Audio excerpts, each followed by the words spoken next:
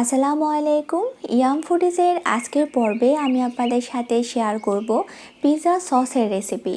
Normal যে সসটা আছে সেটা দিয়েও আপনারা পিৎজা তৈরি করে খেতে পারবেন, তবে রেস্টুরেন্টের স্বাদ যদি পিৎজায় পেতে চান তাহলে অবশ্যই বাসায় পিৎজা সসটা তৈরি করে নিতে হবে। চলুন তাহলে দেখে নিই কীভাবে তৈরি করবেন। এখানে আমি আধা কেজি টমেটো নিয়েছি। যেহেতু সসটা তৈরি করে বেশি দিন রাখা যায় না, তাই আমি খুব বেশি সসটা তৈরি করছি না। আপনারা চাইলে এর চেয়ে কম কিংবা বেশি করেও করতে পারেন।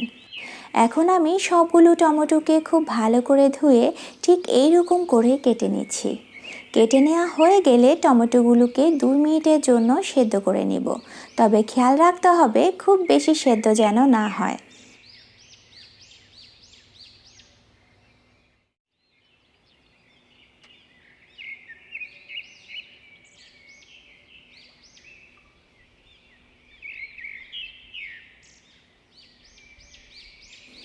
দুই মিনিট পর টমেটোগুলোকে তুলে ঠান্ডা পানিতে রেখে দিতে হবে, এতে করে উপরের খোসাটা ছাড়াতে সুবিধা হয়। আর আপনারা চাইলে খোসা না ছাড়িয়েও এই সসটা তৈরি করতে পারেন।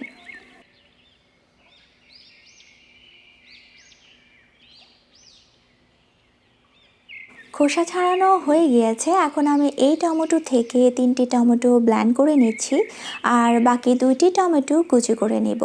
কারণ পিৎজা সসটা নর্মাল সসের মতো খুব বেশি মিহি হয় না, একটু দানা দানা টাইপের হয়ে থাকে।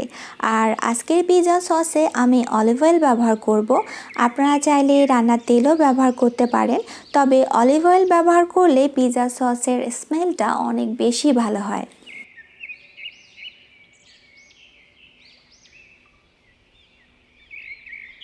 এখন আমি পিৎজা সসটা তৈরি করে নিব। তার জন্য একটি প্যানে 1 টেবিল চামচ অলিভ অয়েল দিয়ে দিলাম। এবার দিয়ে দিচ্ছি 1 টেবিল চামচ রসুন কুচি, আর রসুনটাকে আমি একটু লালচে করে ভেজে নিব।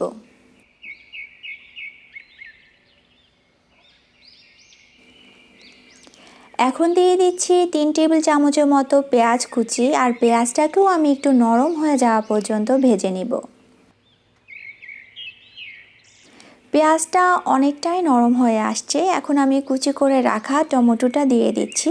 যেহেতু টমেটোটা খুব বেশি সেদ্ধ করা ছিল না, তাই 2 মিনিটের মতো একটু ভেজে ব্লেন্ড করে রাখা টমেটোটাও দিয়ে দিব।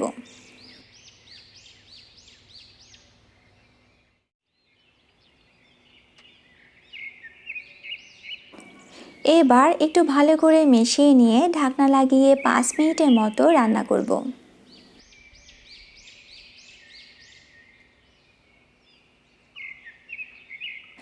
5 মিনিট হয়ে গিয়েছে। এখন আমি বাকি মশলাগুলো দিয়ে দিচ্ছি। দিয়ে দিলাম হাফ চা চামচ লাল মরিচের গুঁড়ো, হাফ চা চামচ চিলি ফ্লেক্স, হাফ চা চামচ গোলমরিচের গুঁড়ো, হাফ চা চামচ পাপরিকা, হাফ চা চামচ অরিগানো, হাফ চা চামচ মিক্সড মশলা। এবার দিয়ে দিচ্ছি সামান্য পরিমাণ লবণ ও 1 চা চামচ চিনি। সবগুলো উপকরণ খুব ভালো করে মিশিয়ে নিতে হবে। আর আজকের পিৎজা সসে আমি যে মশলাগুলো ব্যবহার করেছি সবগুলোই দেওয়ার চেষ্টা করবেন, তাহলে এই সসটা দিয়ে যখন পিৎজাটা তৈরি করবেন পিৎজার ভেতর খুব সুন্দর একটা ফ্লেভার পাবেন।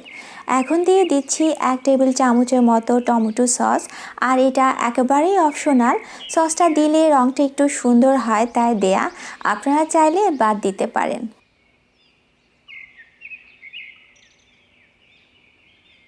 সসটা তৈরি হয়ে গিয়েছে। আপনারা চাইলে 1 সপ্তাহের মতো ফ্রিজে রেখে সংরক্ষণ করতে পারেন। আর আজকের রেসিপিটা ফলো করে সসটা তৈরি করে দেখবেন। রেসিপিটা ভালো লাগলে ভিডিওটা শেয়ার করবেন। কথা হবে অন্য কোনো ভিডিওতে নতুন কোনো রেসিপি নিয়ে। সে পর্যন্ত ভালো থাকবেন সবাই। আল্লাহ হাফেজ।